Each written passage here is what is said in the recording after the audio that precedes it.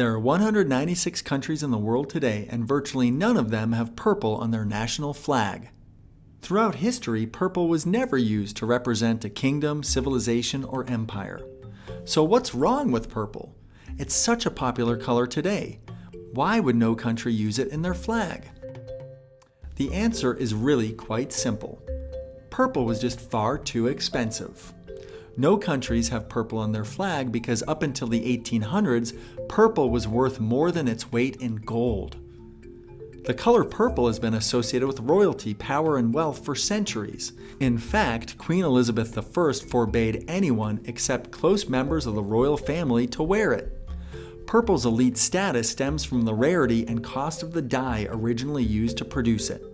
The dye initially used to make purple came from the Phoenician trading city of Tyre, which is now in modern-day Lebanon.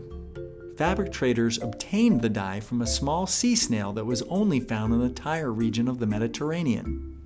A lot of work went into producing the dye, as more than 10,000 snails were needed to create just 1 gram of Tyrian purple. Since only wealthy rulers could afford to buy and wear the color, it became associated with the imperial classes of Rome, Egypt, and Persia. Purple also came to represent spirituality and holiness because the ancient emperors, kings, and queens that wore the color were often thought of as gods or descendants of the gods. Sometimes, however, the dye was too expensive even for royalty.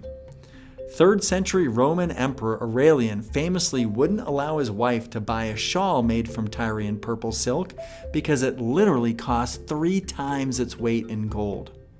A single pound of dye cost 3 pounds of gold, which is the equivalent of $56,000 today. So since the sheer price of purple was so astronomically high, no one, not even the richest nations, could afford to have purple on their flag. The hue became more accessible to lower classes about a century and a half ago. In 1856, 18-year-old English chemist William Henry Perkin accidentally created a synthetic purple compound while attempting to synthesize quinine, an anti-malaria drug. He noticed that the compound could be used to dye fabrics, so he patented the dye, manufactured it, and got filthy rich. Purple dye was then mass-produced, so just about everybody could afford it.